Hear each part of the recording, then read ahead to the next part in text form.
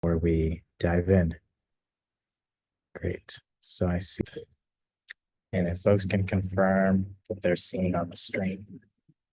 The title slide got a thumbs up. Thank you, Chris and Dennis. Okay, we'll go ahead and get started. So welcome everyone to the September Equity Advisory Group meeting.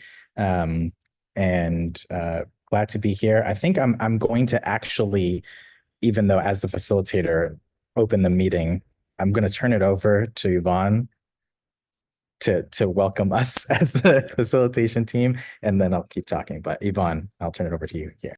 Great, thank you. So before we get started, I just wanted to take this time to officially welcome Uncommon Bridges, who are our new facilitators starting this month.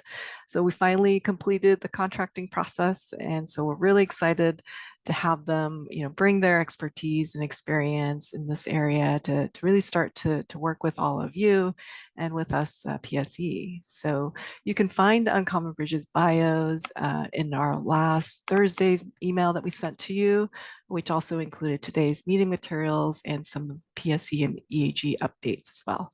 So with that, I will turn that back over to Ishmael to get started. Thank you. I welcome the introduction.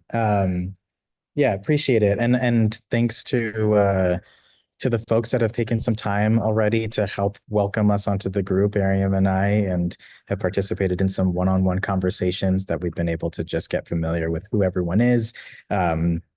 We are very relational in our approach, so we really want to make sure that folks feel comfortable with who we are, where we're coming from. I tell people, if you ask me a question, I'm probably going to answer you honestly. And so we want to make sure that we're here to support the group and are happy to be here. As we transition in our opening here, I will look over to Lisa for our safety moment for today's meeting. And Lisa, I'll toggle your slide here in a second.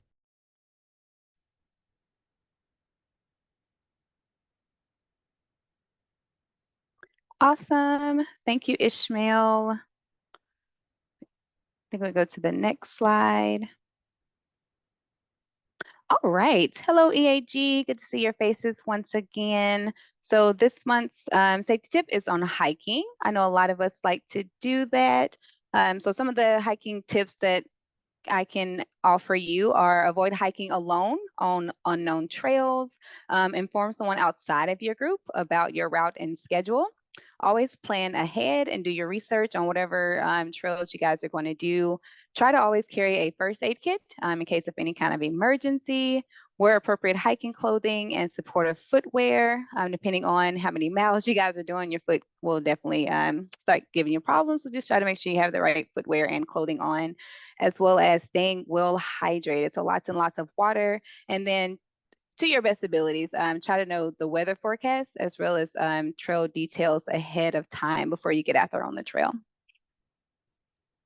Thanks, And Lisa. Ishmael, I'll pass it back to you. Yeah, I got it. Yeah, we're good. Thank you. Got a good choreography. Thanks, Lisa. I appreciate that. One of our coworkers got stuck while hiking in that really bad rain and thunderstorm a couple of weeks ago, which was kind of terrifying when she told us the story. And so, yes, if you are planning for a hike, do your best to be safe. Great. Well, thanks, Lisa. I think I'm looking over now to see on one. Said this many times and hope folks really believe us, I think as the facilitators and new facilitators for this group, a way to understand folks' capacity and the way in which sort of I often talk about the double Dutch and has that pace been working and what might be opportunities for adjustments. And so hearing the general message in this, but then also the specific message for the EAG is helpful. So I appreciate you sharing that, Z. I also appreciate you sharing about Mid-Autumn Festival and having folks make sure that they're aware about that. I was going to talk about that a little bit briefly, but you did it so much better than I could have done. What I will also add on to that is, as of 2 days ago, Hispanic Heritage Month kicked off, middle of September to middle of October. And so hopefully folks across the board, across all of these different sort of cultural celebrations can identify some opportunities to engage, learn some more things, get into community, and experience that. So thank you, C, for making sure that we knew about that. And I just add one more to add to that. Yeah, that's fine. Great. Yeah. Okay.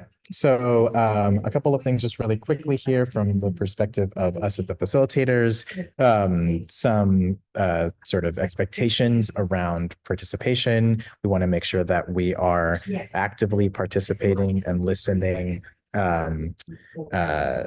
to the conversation, being respectful, that we are active participants, and that ultimately, I think something that is really important from us and our perspective is that we are doing this here because we show up because we're committed, we're motivated towards an outcome, and so it's completely reasonable and welcome to have critical opinion and view in sort of search or pursuit of some sort of shared outcome. So constructively is how we want to participate.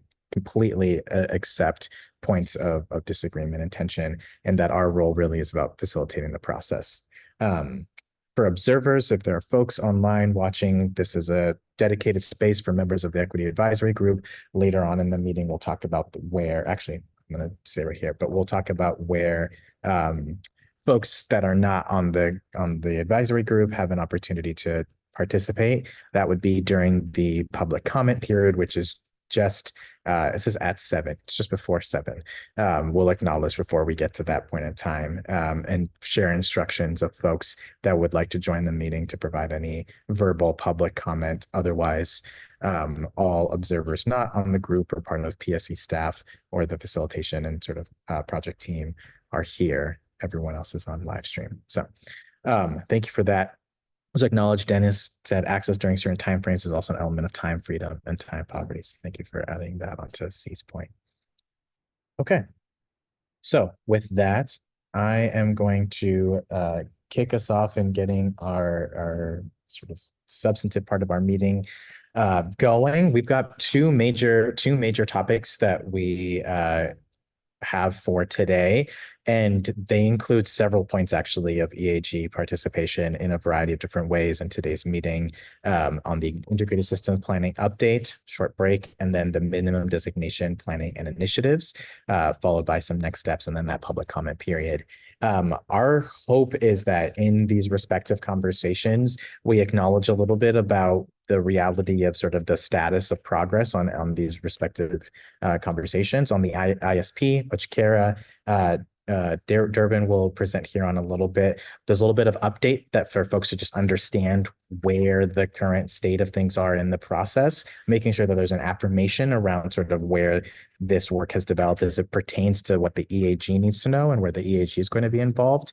And then a specific question for folks around the deployment of a survey as part of the ISP engagement strategy. So a couple of places for feedback there.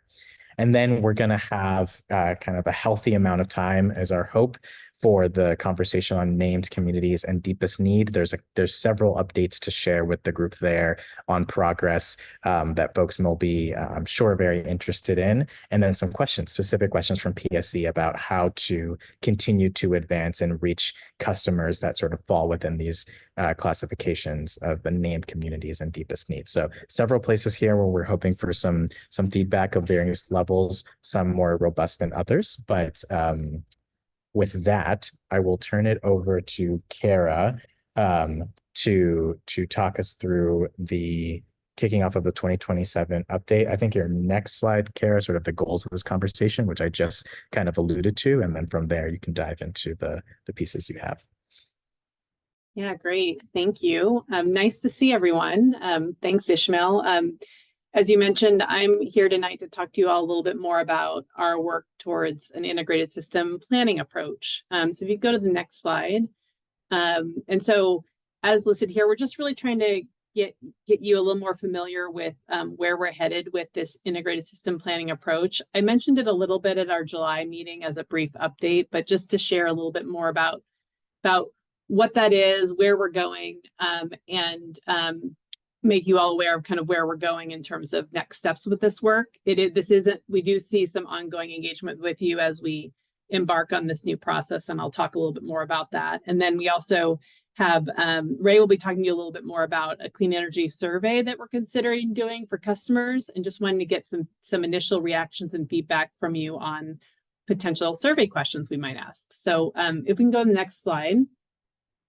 So, you know, we've shared a little bit with you, gosh, I think it was our July meeting, about recent legislation and commission decisions that are really changing our planning processes and moving us in this direction of an integrated system plan approach. Ordinarily, about this time, we'd be coming to you all to talk about developing our next Clean Energy Implementation Plan, or CEIP, that would have been due in late next year, so in late 2025. Instead, with the passage of the legislation and the recent commission decision, we're really kicking off a new process that is broader than a traditional integrated resource plan, which we have at times come and conferred with you about, or a CEIP, or Clean Energy Implementation Plan.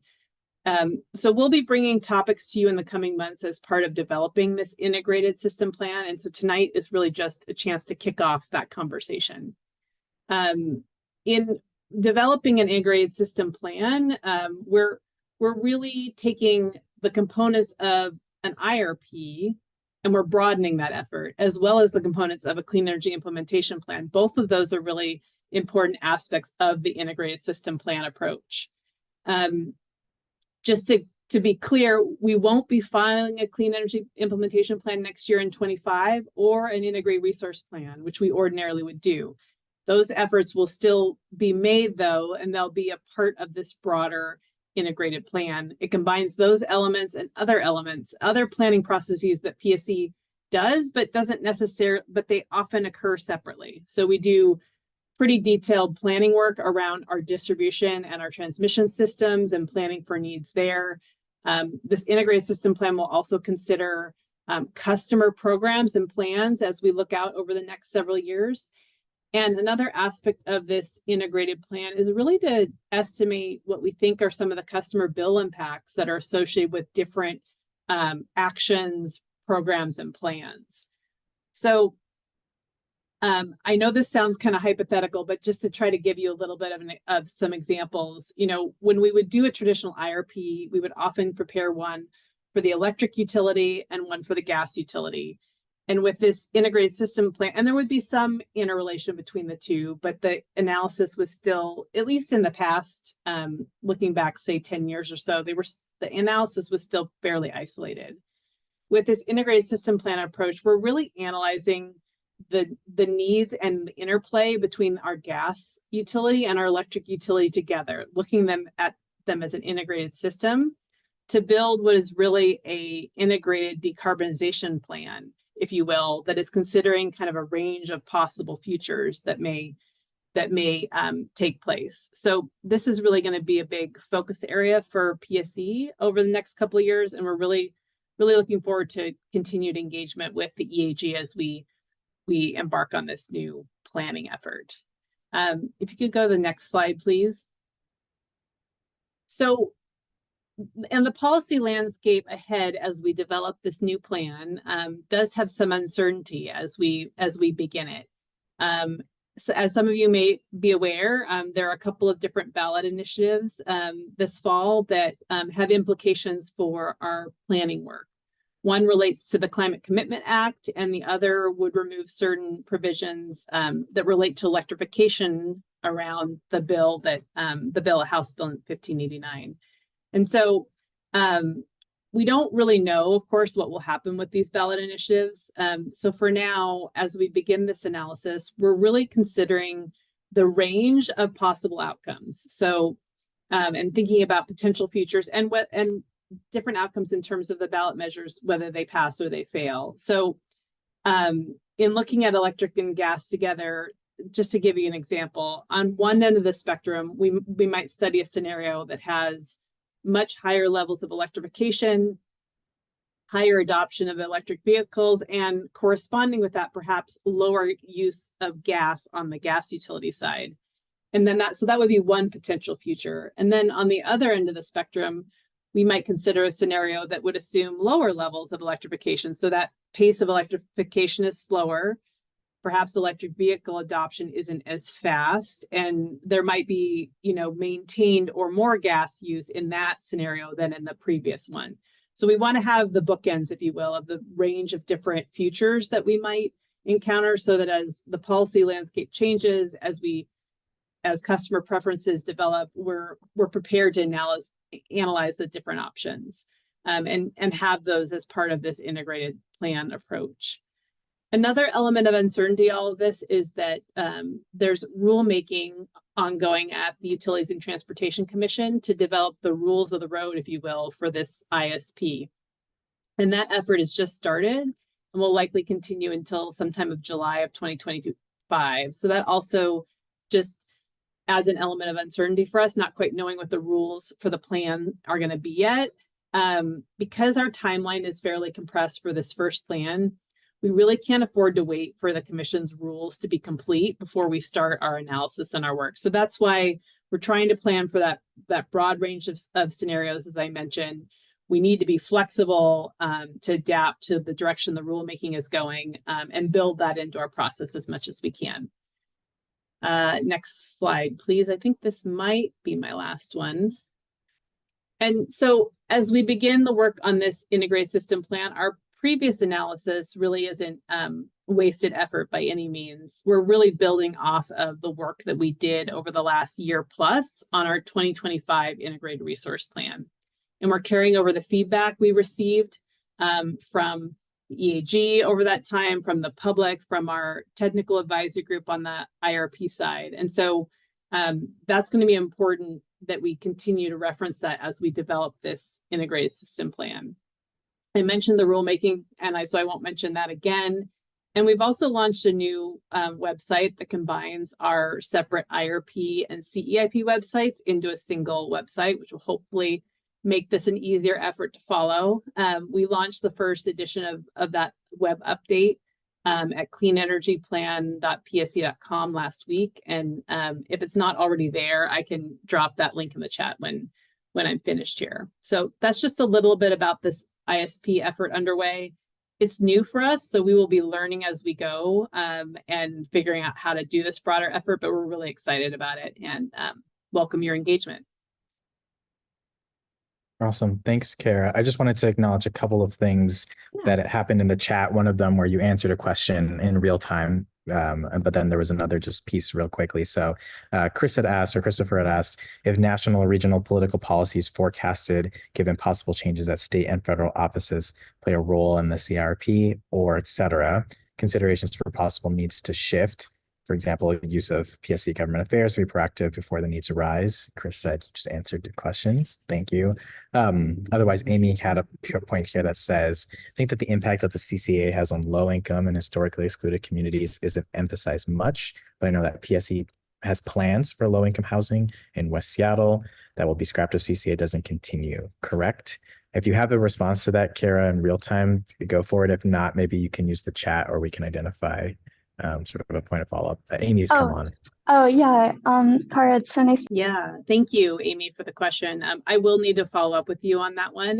It could be in that meeting they were just acknowledging the uncertainty that if the Climate Commitment Act is repealed, then there's a funding source that would be going away and that may create some uncertainty for that project. But I'm not familiar enough with the details of that to be able to say for sure. So let me check with the team and we can get back to you. That people get in the mail about, Puget Sound Energy and updates and things like that. Yeah, thanks for that question, Amy. That might be a question that's bigger than just for me. So let me also just check around a little bit on that. I know that I think the answer is that varies a little bit. And I think I'm hearing from your question kind of a desire to see a little bit more, have a little bit more understanding and maybe consistency in how we talk about public funding. So let me just confer with some of my colleagues and hopefully get you a better answer if that's all right. Example that it's like, this may add to some anxiety, et cetera.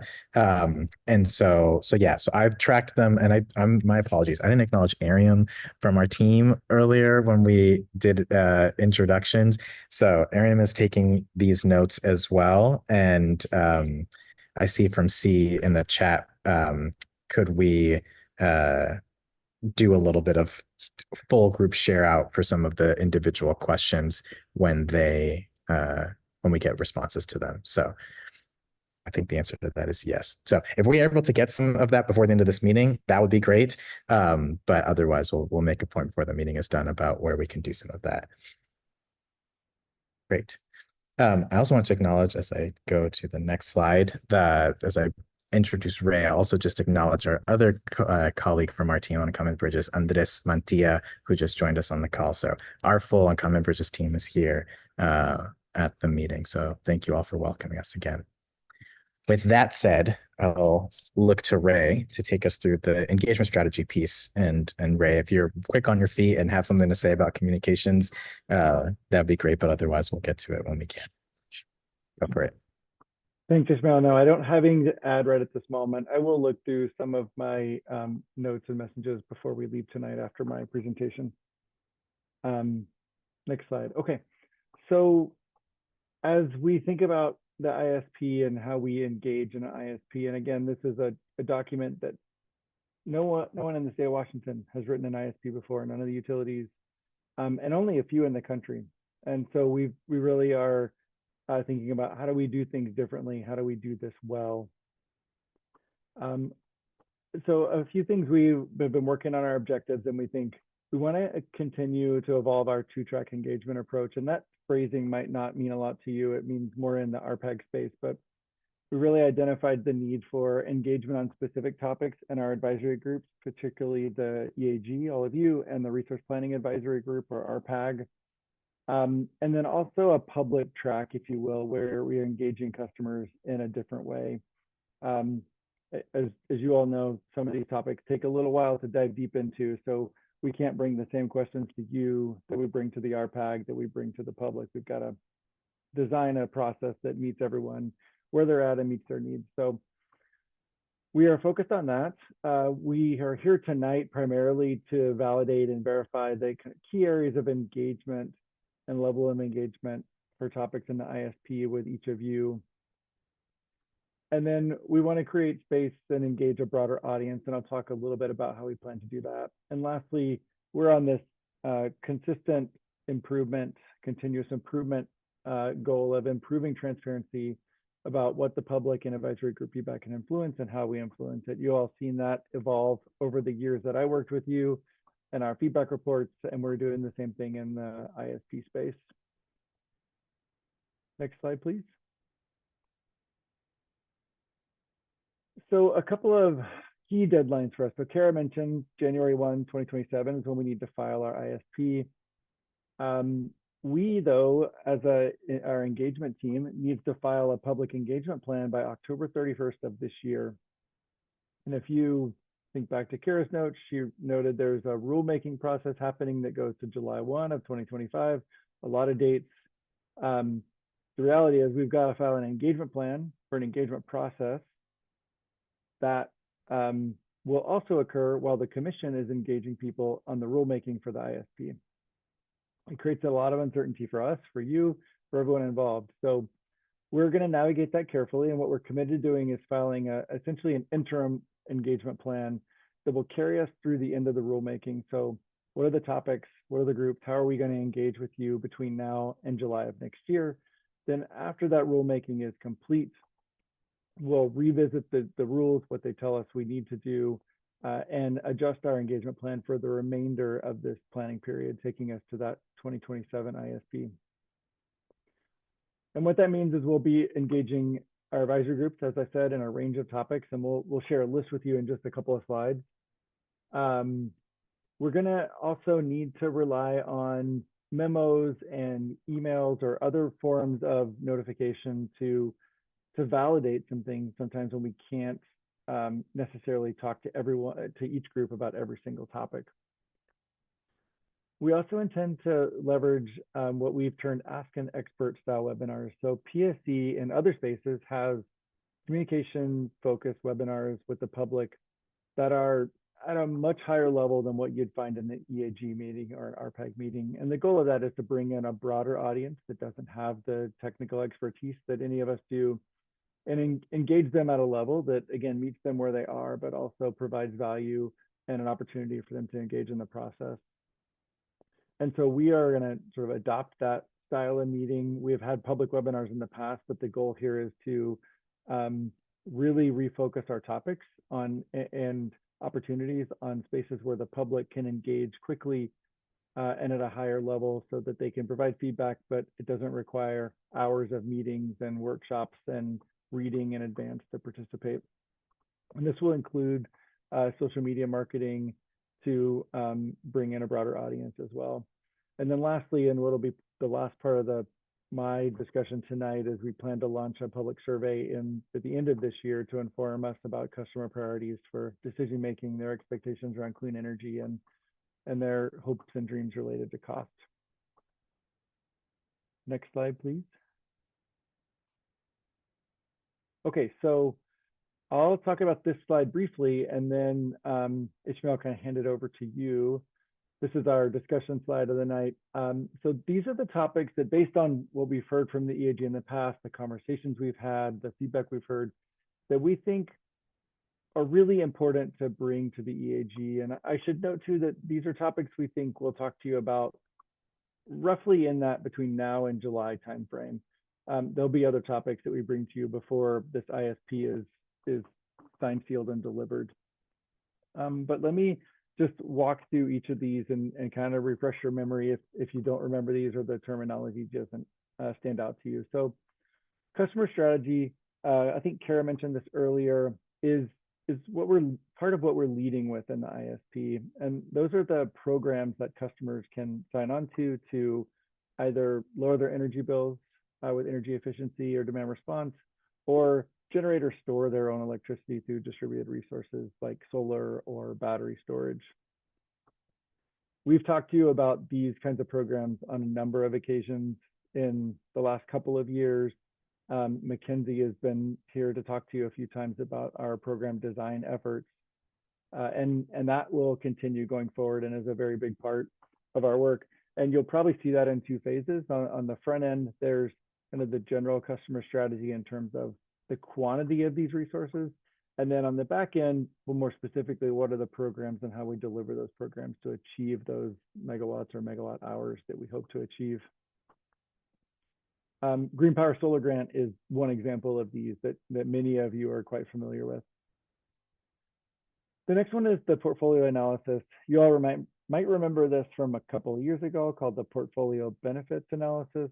And then last summer, we had a series of meetings with you and the RPAG to talk about another version or an evolution of that portfolio analysis.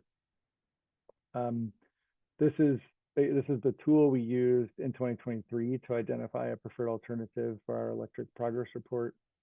And it's a tool that we continue to evolve to help better measure the equity benefits and impacts of our resource planning process. The equitable distribution of benefits and burdens, or reduction of burdens, those customer benefit indicators, because we needed a longer way to say that, I guess. You all helped define customer benefit indicators, or your predecessors did, all the way back in 2021, 2020. And we'll be coming back to you for more discussions about CBIs, as we call them. Super important to help us measure our progress. Specific actions. So when we get towards the end of the ISP, we expect that the rulemaking will require us to include specific actions, very much like the Clean Energy Implementation Plan. And these can be things like specific programs that we plan to implement or research we plan to undertake. And so there will be a list of those in the ISP that we'll want to have conversations with you about, if not all of them, at least some specific ones along the way. And then the last one, Brian and Uche are going to dive into this for us a little bit later, but deepest need and minimum designations. Again, so deepest need is, well, you know what, I'm not going to define them because we have experts here to define them. In just a minute, I'll save time there, but that'll be an important piece of our discussions going forward too. So we have, I don't know, 8 or 9 meetings between now and July, and there are 5 topics on there, and I can promise you that some of those are more than one meeting type discussions. The point is the calendar gets crowded really quickly. And so the question we have for you tonight is, as you think about our system planning efforts, as you look at these topics on the screen, if you feel strongly like, oh, no way, Ray, we don't need to talk about specific actions, please tell us that. But more importantly, if there's something that you think should be here, we'd love to hear or see that feedback from you tonight. I can't promise that everything we hear tonight will actually make it on an agenda because the agendas again are just too crowded. But we wanted to make sure we have a space for you to share those ideas. And I would say that if you're thinking right now, well, I don't know what's in an ISP, Ray, that's totally fine. We don't know everything that's going to be in the ISP yet either. So all ideas are welcome. There are no bad ideas. We'll take your feedback and we'll run with it. Yeah, perfect. Thank you, Ray. You said that super well. So we want to take a little bit of time here. Love would for folks to, unmute and come on camera, unmute, and chime in here. Exactly what Ray said there at the end. If there's something that you feel, especially if folks have been involved, I know you said, predecessors, but I know a lot of folks are the predecessors here as well, from the past sort of IRP planning that might be relevant for this conversation. Now is a great time to hear from that. And if you aren't sure if it's relevant, it's still worth it for us to hear a little bit from that. So we're going to be taking some notes, and we'll show those up on the screen if we've got things to make sure that we've captured them correctly. If folks feel like this list is enough, and folks feel like what Ray just walked through is great, and that's what we should do, we also want to make sure that we know that as well. We want to move forward with some sense of affirmation that folks feel either good about this list or have a chance to tell us what they think is not on it. So now is that time. I'd love for folks to feel free to jump in. If you want to use raise hand, go for it, but we're a manageable enough size group that happy to just have folks jump in one way or another. Great question, Monica. I will answer this lightly. Electrification is definitely an element of the ISP and implications of electrification. What that looks like, how it affects our alternatives are certainly to be determined. But yes, I would say it is in that equitable distribution of benefits, but it also makes me wonder if electrification and our approach to electrification should be a bullet here, even if it might not come before July of next year, it might come after. But if I could simplify, I would say including electrification in this list or the next version of this list might be helpful. Double check if Brian, I know we're talking a lot about deepest need and numbers in the next couple of slides. Can you touch on this at all in your slides, Brian? Yeah, thanks, Ray. I was sitting here pondering. Thanks for the question, T. I think we will touch on that a little bit in our slides when we talk about some of the work the teams have done related to reaching out to customers in the deepest need and those in named communities. It is a bit more ground truthing, so it's not just a bit of a data analysis. It is more talking with customers one-on-one in different sort of focus groups. So my slides do touch on that a little bit there. And so I think maybe see that would get to the point you were making related to the BDR, which is it's more than just the data and the analysis, but it is getting out there, talking to customers, which teams are doing that. We have programmatic teams who are reaching out and doing that one-on-one. So I'll talk about that a little bit later on in my slides, and hopefully that'll shed some light on some of the work that is ongoing. Yeah, thanks. I think that brings up more questions for me, but I will save those questions until your presentation, Brian. All right, looking forward to it. Thanks, C. Good tracking. Thank you, C. Dennis. Does that make sense? It does, Dennis. And I see we're tracking that question, and I'm just thinking about the next part of my presentation where I do have a very specific ask of you tonight. So I feel confident that I understand what you're saying and that we will have opportunities with some specific questions that are less hypothetical than tonight. But after that exercise on the survey in a few slides, I'd love to hear if Dennis, if you're like, yeah, this is what I was talking about, or if you're thinking about something completely different. Yeah, and I'll just voice over there. I hear Dennis basically saying that one of the greatest assets of a group like this one is being able to like tackle a specific problem. And so you're right, Dennis, and I'm kind of echoing here. Ray, you did a good job of spelling out several of these topics are going to make their way onto agenda items in those meetings. And so I'm hearing that when we're making that connection from today to those meetings, that we're revisiting the topics with specific examples and specific asks. So I definitely hear that. We're trying to also, if folks can see the screen where people have acknowledged some of the places on some of the existing topics, but also other topics or other commentary like we've just talked about. So yeah. Anything else on this piece? I'll also acknowledge we're a bit behind the schedule from our agenda. So I'm going to try and make up some time on the back end. I promise we won't go after 7 p.m., but I just want to make sure before we move on, if there's anything else anyone else wants to add voiceover on this, please do, because Ray's right. He just had a specific question coming right up. Ishmael, I'll note really quickly that the bill discount rate and a sort of broader review of affordability and bill assistance programs is coming to the EAG in the near future. I don't have the specific date, but it'll be coming soon. So that one piece of feedback is in the near term will be addressed. Great.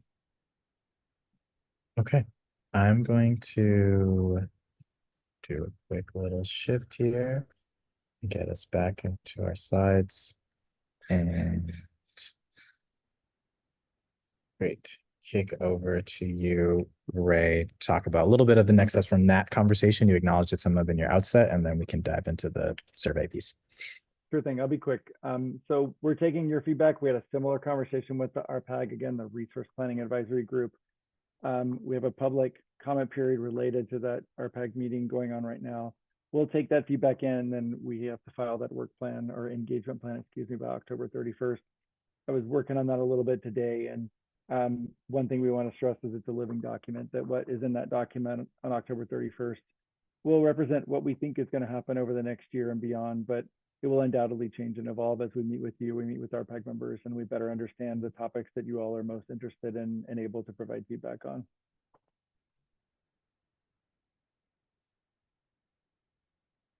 Okay, this one I think will be fairly short, but we are planning to go ahead and go to the next slide, please.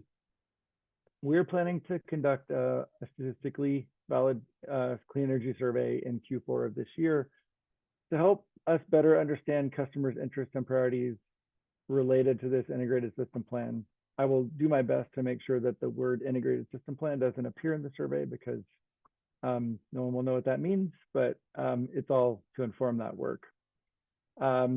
And it'll ask questions about our planning process, about outreach and communications efforts. And one thing we have heard from you multiple times and want to be sure that you know is it will be available in multiple languages. Next slide, please. Okay, so before I talk about the survey goals, I want to preview the ask of you tonight.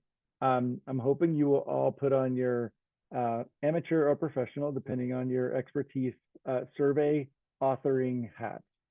We're going to ask you at the end of this one or two slides here to just brainstorm. If you could ask one question or two questions of our customers about the clean energy transformation, what do you think we should know? What should we ask to inform our planning?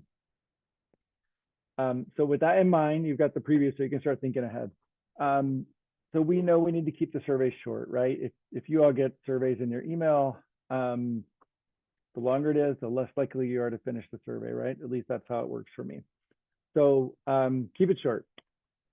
We really want to try to identify customer preferences in a way that we can use this information. People's interests, concerns about the use of batteries, about the use of advanced nuclear, their interest in electrification, and also some information about costs to better understand across the broader PSC service territory.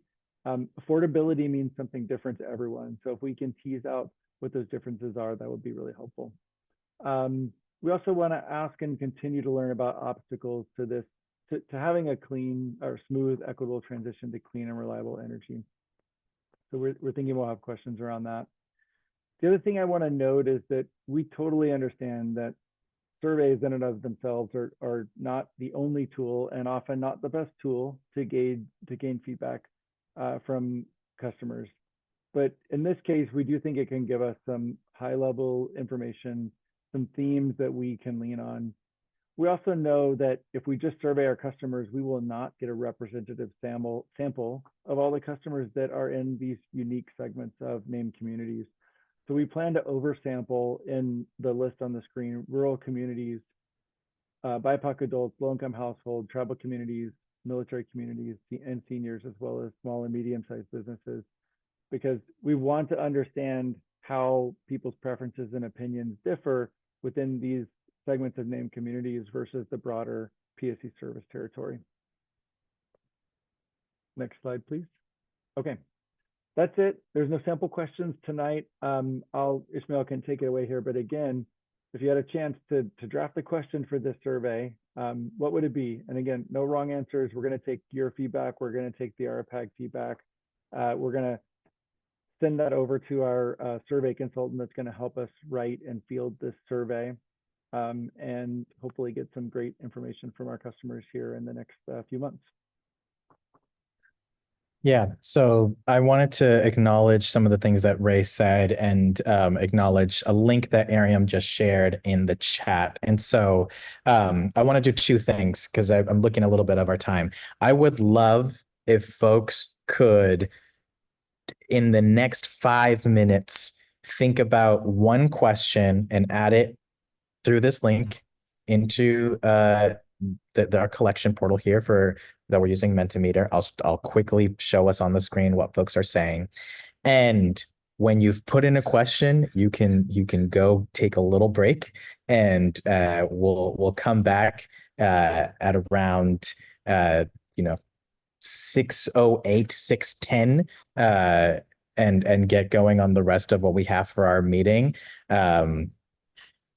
Ariam, could you add the link again just in the chat? And so our question is, what single question? So we're acknowledging here that there's obviously going to be more than one. What we want to know is where themes overlap, especially among members in the EAG. And I'm getting ahead of myself here, but the work from PSC is going to be what themes are we seeing across the questions from the members of the EAG on this meeting, and whether there's a great question that was submitted that we can see and use and leverage is great. Otherwise, we might sort of do some forming around, some Frankensteining a little bit around some of those top themes and questions. So we want to understand which themes are some of the most important that survey that PSC customers should know about clean energy. So I'm going to quickly switch over our screen so that we can see the results and that everyone can see what people are populating. And if you've submitted a question, here we go. If you've submitted a question, which a couple of you have, feel free to take a quick break and we'll reconvene here in about 4 minutes, 5 minutes. If anyone has any questions about the questions or the exercise, we can hang out here and you can ask them. But some of the questions so far, if cost is not an issue, which changes would you make to your home and what are the list of potential measures? Where do you personally want to be in 5 to 10 years in terms of clean energy at your household and or business and organization? What factors would most influence your decision to switch to clean energy options? Is it cost savings, environmental impact, government incentives? In your income or your budgeting concerns, what would your most important consideration be concerning clean energy and your possible use or adoption of its tech in your lives daily? What's the most important to you as a customer with regard to clean energy? Which clean energy resources would you be interested in most learning about? How much financial burden would X% increase in utility bill pose on your household? I think people are experts at survey design, clearly. So if you've got the link will be up, the link is in the chat. You can submit a response. If you've got more than one question, we want to hear it too, you can use the chat, but otherwise let's take a couple of minutes here just for a quick stretch, get some water, use the restroom. We'll get started back up in about 5 minutes. And I'll leave this up. And if folks want to keep populating, please do. But otherwise, we'll be back in about 5 minutes or so. Thank you.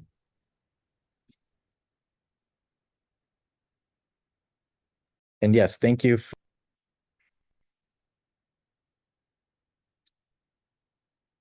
Okay, so thank you all for participating with that here. Let me just quickly do this before we round out. Oh, I see what's happening on my screen. There we go. See, there's a, I'll read these out really quickly as we transition into the next piece. I'm screen sharing what my side of Mentimeter looks. Normally, if folks join the, like, if we actually had you join the like Menti account, it should be populating like on your own screen. But if you're not seeing that, we'll keep that in mind for the next time. Some additional questions that were added. What are the energy types that you want people to be using in the next 50 years? Maybe multiple choice: wind, hydro, gasoline, solar, nuclear. How would you as a customer want PSE to lessen the burden or impact of transitioning to clean energy service? How important is clean energy to you? Have you considered options and potential benefits if you were to make transitions to clean energy resources? As a renter, how important is energy source when searching for a new dwelling? So 11 responses to that. So thank you all for doing that. And as acknowledged, and again, I will do my little magic here on the back end. As acknowledged, we will make sure that folks, we'll share out exactly those questions that people submitted, and then we'll work from there, and Ray and team will see what some of those overlying themes are and what might be some questions that get into the survey, and folks will have a chance to see that before it's all said and done. So thank you for that. Just as we transition, I just wanted to acknowledge, again, I keep saying the public comment period will start at 7. It's going to start at 6:50. And what we'll do at that point in time is that we'll have folks, the first 5 individuals that join the meeting, will each have 2 minutes to speak. We'll show these instructions again at that point in time, but there's a way to join this meeting using the meeting ID or using the call-in number. If you join now, I'm not going to let you into the meeting quite yet, but we will let you in at that point in time. Again, we'll show those instructions again in the future. So thank you. If you're watching on YouTube and have something to say, we'll give you an opportunity to do so. So with that said, I'm going to pass over the mic here to Brian and Uche. The minimum designation and deepest need communities, which came up a little bit that Ray promised we'd get to, is what Brian and Uche are really going to focus on. And I want to acknowledge that they're going to do their best to give you this background information in about the next 20 minutes, maybe a little bit more, but the next 20 minutes. And if they can do that, then this group will have about 25 minutes, 30 minutes for discussion. So that is our goal here. And I will pass the mic over to Brian and Uche, and I'll toggle your slides as you'd like me to. So take it away. Thank you. Perfect. Thank you, Ishmael. And EAG, good to see you all. It's been a very long time. I was talking to Karen Ray, and I feel like I haven't been back in a while. So it's good to see some familiar faces and some new faces. Good to see you all. For those who don't know me, I'm Brian Tyson, manager of the Clean Energy Implementation Planning team. And I'm joined here by my teammate, Uche Nwude, who is our Energy Equity Initiatives Manager. So Uche and I have been working with some of the internal teams to really understand the progress and the initiatives or the strategies that we're taking in meeting what's called minimum designation for our customers and named communities in the deepest need. Some of you may remember us talking about minimum designation last year. And so we're really coming back to do a bit of a briefing or update on what we talked about last year, to talk about our status as of then, some of the analysis, some of the customer engagement that we've done since then, and then some of the initiatives that we have implemented, either underway or have completed since we've done some of that analysis and customer engagement. So we're going to, as Ishmael said, we're going to try to move quickly because at the end of this, there's an opportunity for discussion related to, we want to hear from you, some feedback on the initiatives we've taken, the framework, the action framework that we frame it, that we've called it, in order to move forward in hitting these minimum designations. So let's go to the next slide. This again is a bit of a background here. So when we talked last year, there were some conditions that came from the UTC and our CEIP order, a lot of acronyms there, but these were conditions that were given to PSC that were related to minimum designations, named communities, deepest need, and energy benefits. And I'm going to say those terms a lot because that's what's in the conditions. That's sort of how we've used it throughout internally. And the conditions really highlighted where we needed to first designate a certain percentage of energy benefits. Don't forget energy benefits for customers in named communities as it relates to programs, the programs that we have within our portfolio. So thinking about energy efficiency, demand response, DER, solar and storage, there's a minimum, there's a threshold of a percentage of energy benefits that need to be focused on customers in the deepest need. And so the language to spell that out, 30% is that designation. Later on, we received a condition that said the minimum designation for customers in the deepest need should be proportional to the number of customers, the percentage of customers in the deepest need within your service territory. Okay, so let me say that again. That condition says that we need to designate a percentage of energy benefits that is proportional to the percentage of PSC's customers in the deepest need. Now that condition came later on, and I'm going to talk later on about what that timeline means and what that means in terms of numbers. But understand this is the backdrop for which we started to have a conversation last year about minimum designation and deepest need. We're coming back here to let you know about some of the work that's been done internally. Okay, one more sort of background slide. If we can go to the next slide. A couple of terms I'm going to use a lot, and some of you may remember we talked a lot about some of these terms last year. So last year, when we talked, I came to you and I said, how should we define energy benefits? We think it's probably this. How do you think about it?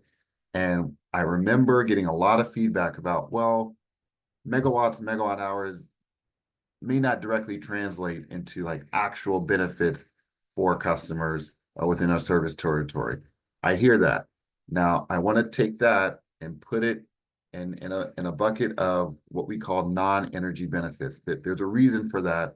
And I'm going to come back to non-energy benefits later.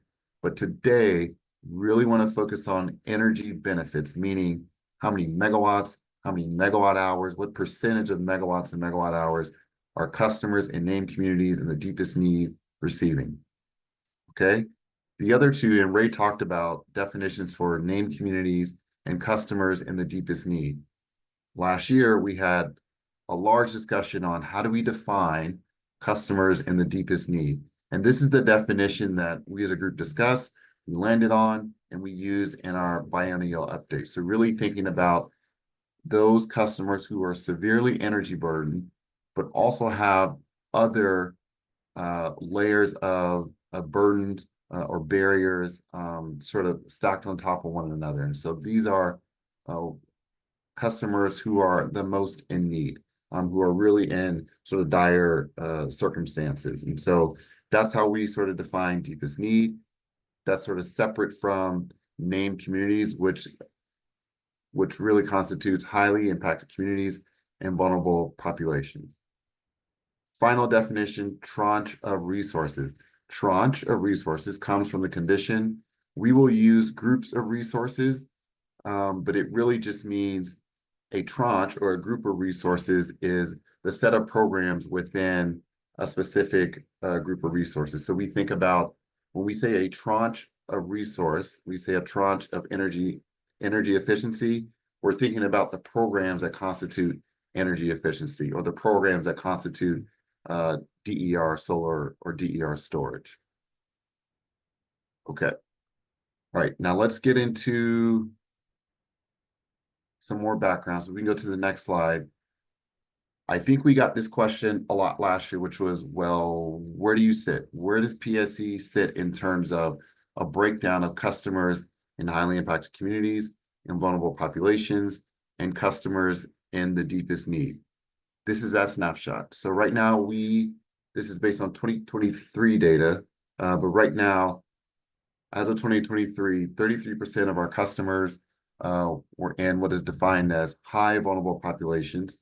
32% of our customers are in what's defined as highly impacted communities, and 64.4% of our customers are in, going back to that definition of the deepest need. Okay, now this is going to be key because we then need to talk about how do we set a minimum threshold? How do we set that designation? And how do we think about where energy benefits are matriculating as it relates to these proportions that you see here? Okay, let's go. Let's go to the next one. I think this is targets and timing. Perfect.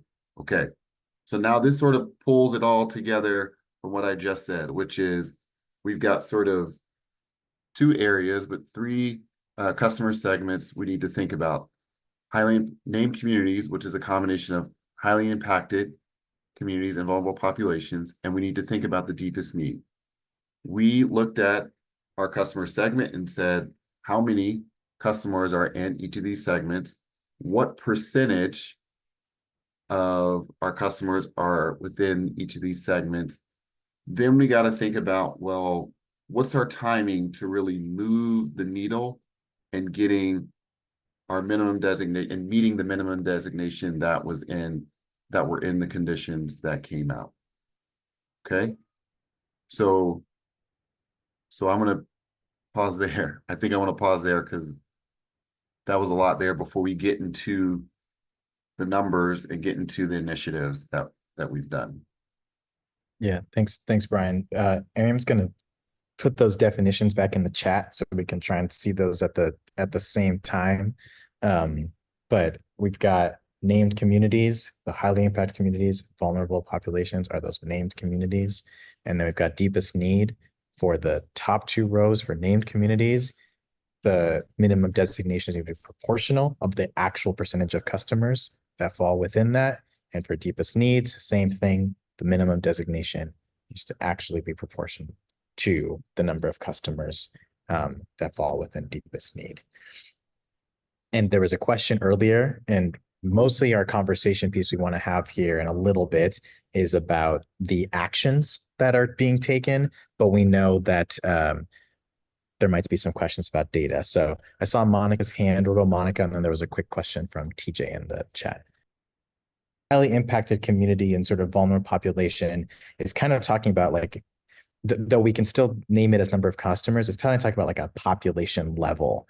So like we can say all of these attributes make up what we'd call a vulnerable population, but the individuals that make up that vulnerable population may not all be in the deepest need because there's some additional level sort of layer of definition around deepest need. And so you see, as Brian said, there's definitely overlaps. There's going to be individuals that are in each, some or all of those different buckets, but they don't exactly mirror each other because it feels like one is more of a population level. Let's describe vulnerable population. How much is that? Let's describe highly impacted. How much is that? And then you say, who is actually in the deepest need? Which in this case, what I'm seeing is a more focused number. So you're totally, Monica, around sort of seeing the math behind it. We debated that for this meeting, so we'll try and make sure we bring that back. Both in the biennial update and also in our original sort of CEIP back from 2021. So I think we can provide links to where those variables are, so we can show you the list of the variables I believe some of them have the data source as well, just showing kind of where we got that data from as well. And hopefully that'll help you understand the specific variables that are underneath each of these customer segments. Yeah, I'll acknowledge because when we were preparing for this meeting, we're like, there's all the background on data and then the conversation around strategies. And I know that PSC is really intent. We knew people want to dig into the data, like I want to dig into the data, and PSC wants to be able to understand and get some feedback on strategies. So I want to ask, and if folks from PSC, if you talked about sort of that list maybe being in the biennial, if we're able to get that like in the chat before this meeting is done, would be great. Otherwise, let's make a note, and Ariam, let's make a note of the list of the things that we want to make sure included as part of our meeting summary. That way people can revisit that and sort of do that too. Okay, so let's get into the action framework. And so essentially what we wanted to do is we wanted to set up a framework by which we want to meet those numbers as defined. So getting to that minimum designation for named communities, that minimum designation for deepest need. And in our minds, there's a couple of steps that we need to do, a couple of phases that we need to do.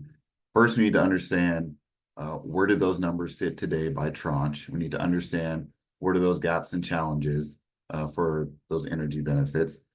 Then we need to understand, well, we wanted to dive deeper into the customer segments and understand who's participating, who's not participating, and sort of develop some new initiatives that we could take on to help mitigate some of those barriers. And then that final phase is, you see future on there, that's where we talk about the non-energy benefits. And so we recall last year, there was a lot of conversation about, again, there's other benefits that we should be tracking. We've not lost track of that. We are still thinking about how do we gather data that are non-energy related.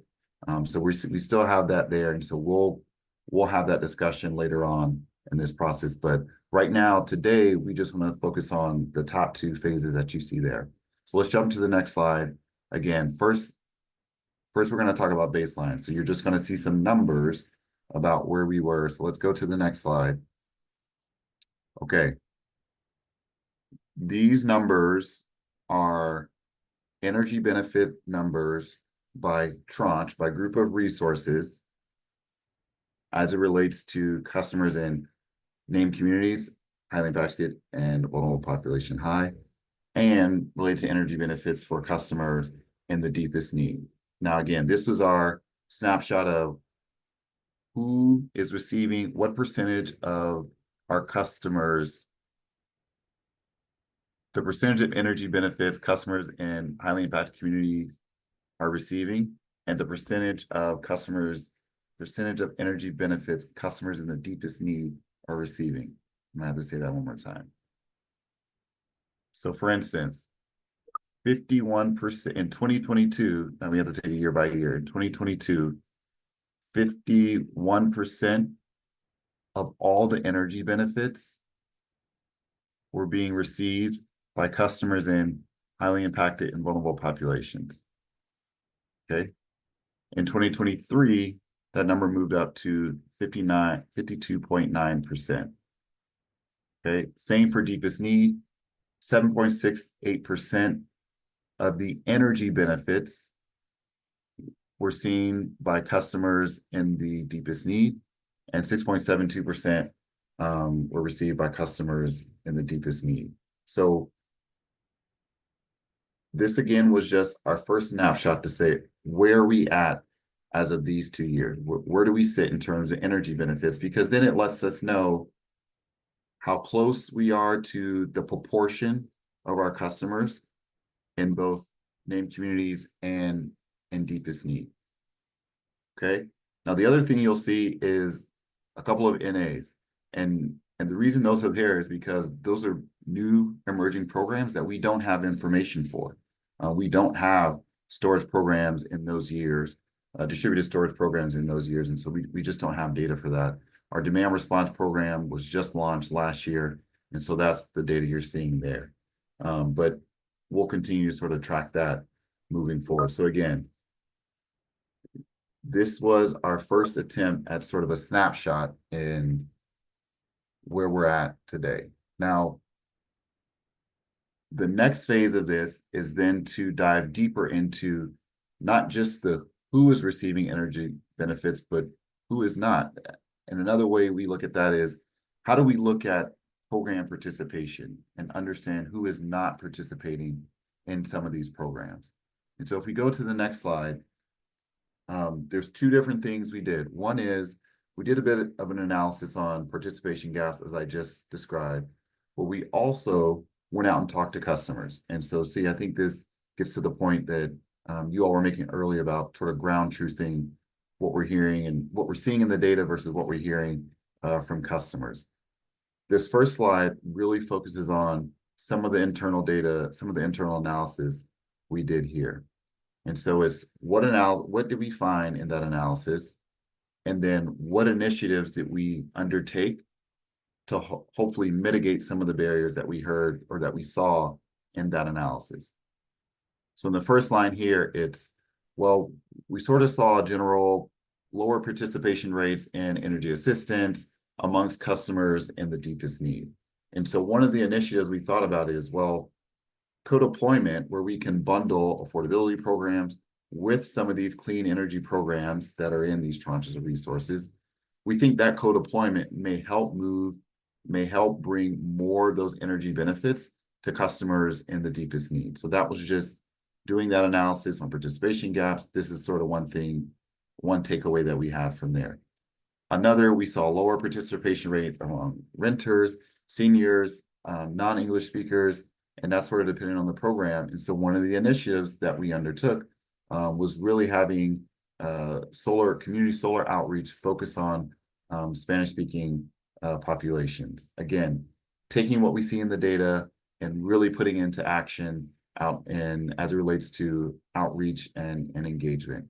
One of the other key findings was a lot of language barriers, lack of information and culturally sensitive information. And so there is a number of other initiatives that we started to undertake in order to, again, hopefully move the needle on energy benefit based on what we found and what we saw in terms of barriers. So this is one slide that just shows we did some analysis. Here's the actions, here's the steps we're taking to what we hope is to close the gap or to increase some of those numbers for deepest need and minimum designation. And I want to do one more before we pause. Now, this is where we went out into the community and had some community engagement. And so what you see here is, what did we hear? And then what do we change as it relates to our program designs? And so the biggest thing that we heard is cost, right? Cost is a huge barrier, right? And so one of the things that we looked at redoing is that eligibility criteria.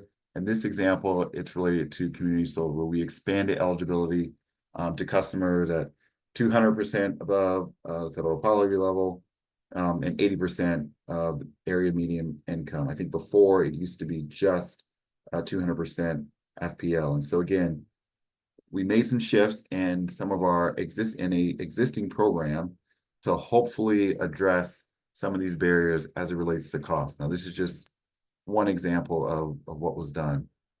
Then we heard some other feedback related to energy resilience and really focusing on priority populations for benefits. So when it comes to energy resilience, we were thinking about, well, what other incentives could we provide for customers? And so we think not just about, in this case, we think about where customers are as it relates to the worst performing circuits. So if you are a customer on one of the worst performing circuits, then there's an incentive for you to participate in this example. It's a residential battery program. So again, not just thinking about the financial hurdles, but also thinking about some of the other barriers or burdens customers may be facing. The other in the residential battery program is we heard that should be a focus on priority populations, historically disadvantaged or underserved communities. In this case, It's really focused on customers on medical devices. And so in that program, there's an incentive for customers on medical devices to participate. And there's also a partnership with some affordable housing providers. So again, these are some initiatives that are underway, some steps that we have taken based on either analysis that we've done related to participation or some of the actual community engagement that we've done with community members. Okay, I know I'm running way behind than I thought I was going to be. You're but good. Yeah. This, We'll work with it. This is just, we don't have to spend much time here, but this is an overview of a number of the completed initiatives, things that we have done that are completed, that are done in the past. That again, it goes back to either some analysis that we saw or some of the customer engagement. And so these are the steps we're taking. Again, it goes back to how do we move the needle on energy benefits for customers in named communities or in the deepest need. Okay. I can pause there. We can go to the next slide because I know. Yeah, I'm gonna show the next piece, which is about sort of our discussion, and I'm gonna just have us, the collective us in this group, sort of help us. Let's make a call on how to have a next step here. So we were hoping to have a more time for a more robust conversation, and as I mentioned, we acknowledge coming into this meeting that there's a ton to be able to talk about on the data side, and then there's the strategy side. So obviously we don't have time to we don't have time to do both of those, and we limited time to do either. So there are a couple of questions here which are about improvements to the action framework.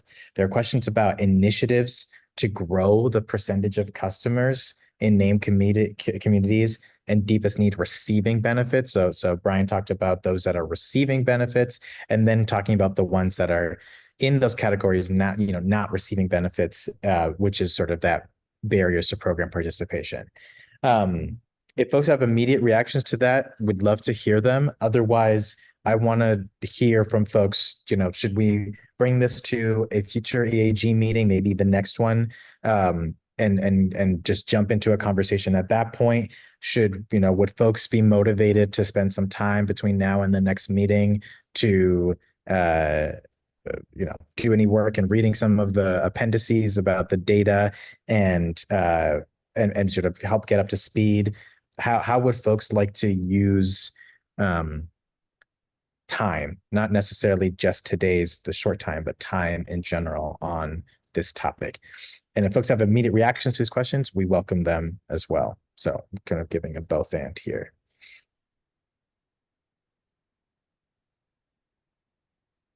See, Monica in the chat says, these last couple of slides have been some of the most informative and telling of any meeting I've attended. I would consider this type of information almost the KPIs or dashboard of information that I would like to see on a regular basis. So the way that this information was presented was good. C and then T, want to do that at the next or at a next EAG meeting? Do we want to try and create some time within, we've got a steering committee. We're trying to, see how that group can be a little bit more hands-on. Do we want to acknowledge if there's a group of people that want to get together and maybe have a conversation about the data and this conversation? I want to not limit ourselves if there's folks motivated for this to say it's going to be at the next EAG meeting, and we might have another topic, and I don't want to get too crunched. And so I just want to make sure, we can definitely prioritize the next meeting, but is there a desire or a willingness from folks to best set ourselves up for that conversation at that time? And TJ, we'll go to you, whether you. This is the heart of CETA. This is the heart of what we're doing, is the distribution of benefits. And so this right here is core to that. And so I say all that to say is that I want us to take our time with this. And so there is no time frame on this, but I don't want us to I don't want to go too long. This is obviously, you all are keenly interested in this, and so I really appreciate the enthusiasm for this. So I want to just make sure we've got that space. Yeah, and Uche.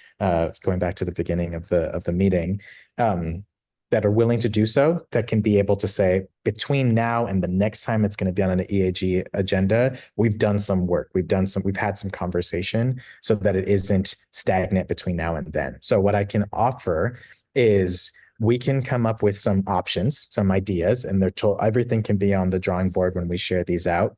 And it might look like we're going to bring this topic up to the next steering committee meeting. The steering committee is going to identify how we should approach this at a subsequent full EAG meeting on the agenda. What should the discussion look like? How should the meeting flow go? That might be an option. There might be other options. But if we come up with some options and share with you all and ask you all for feedback about that, would that work as a way for us to just have a continuous track that the facilitation team can manage or coordinate to continue this very conversation?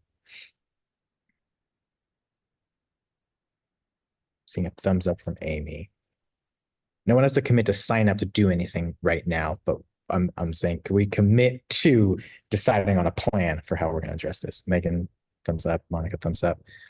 She said, I think if we can try and talk about this not too far out, within a month or two, we'll start forgetting exactly some of the important key points presenters and folks have made tonight. That's exactly the point. Like, I would love to not push this out. I would love to identify where we can best do that within those next 1 or 2 months. Okay. Same thumbs up. Okay. So, Brian, thank you for the information. I agree. I think the way that you delivered information is something that can be complex and really rich, as folks said, came across. So obviously, as we conclude as sort of the outset of the meeting, we'll send a meeting summary. Folks have the slides. When we produce the meeting summary, we're going to include several of the links that were shared in this meeting itself. So there's a great appendix that Ray shared on definitions around named communities and the deepest need. There were some other folks that have shared some things in the chat as well. So in addition to some of the other notes we took, we want folks to be able to see the mural board notes we took. We want people to see the survey questions you all responded to. So Miriam and I will compile all of that in a meeting summary, and then we will email the group a list of some options and really encourage y'all's participation about how we get back to this conversation, whether we say, let's do it in the next EAG meeting or the one after. But if we can figure out some really clear opportunities for that in the next 2 months, then we can go from there. So, great. About 3 minutes out. Go back to this slide. Any final remarks, acknowledgements? As my colleague says, jokes, riddles.